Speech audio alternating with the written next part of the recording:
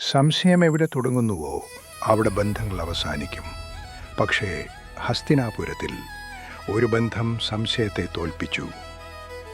യുദ്ധങ്ങൾ എഴുതുന്നത് ചരിത്രമാണ്, പക്ഷേ ബന്ധങ്ങൾ എഴുതുന്നത് മനുഷ്യൻ്റെ ആത്മാവാണ്. ഹസ്തിനാപുരത്തിൽ ഒരു ദിവസം വാളുകളില്ലാതെ, രക്തമൊഴിയാതെ ഒരു യുദ്ധം നടന്നു. അത് പാശകങ്ങളുടേതായിരുന്നില്ല, വിശ്വാസത്തിൻ്റെ ആയിരുന്നു. ഭാനുമതി, ദുര്യോധനന്റെ രാജ്ഞി. ഗൗരവം അവളുടെ ഭാവം, ഗർവം അവളുടെ അടയാളം.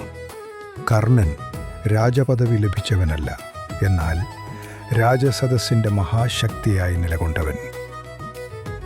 കർണനും ഭാനുമതിയും സൗഹൃദപരമായി പാശകം കളിക്കുകയായിരുന്നു.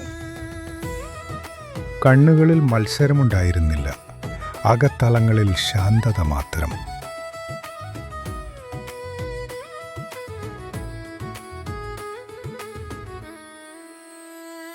അപ്പോൾ പടിയിലൂടെ ദുര്യോധനൻ പ്രവേശിച്ചു.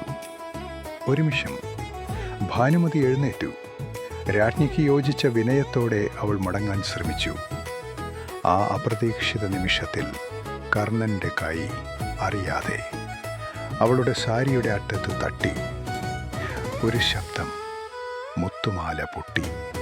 മുത്തുകൾ രാജകൊട്ടാരത്തിൻ്റെ നിലത്ത് വിധി പോലെ ചിതറി വീണു. നിശബ്ദം, ശ്വാസം പോലും കാത്തുനിന്ന ഒരു നിമിഷം. കണ്ണുകളെല്ലാം ഒരേ ദിശയിലേക്ക് തിരിഞ്ഞു. ദുര്യോധനനെ. കോപമോ സംശയമോ അപമാനമോ ഒന്നുമില്ല.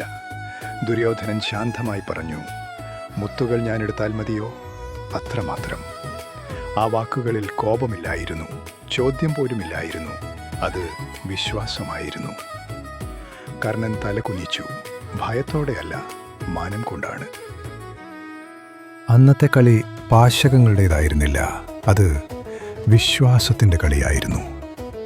ഒരു രാജാവ് തൻ്റെ സുഹൃത്തിൽ സംശയത്തിനിടം കൊടുക്കാതെ വിശ്വസിച്ച നിമിഷം. ഒരു സുഹൃത്ത് ജീവനേക്കാൾ വലുതായി ആ ബന്ധത്തെ തിരഞ്ഞെടുത്ത നിമിഷം.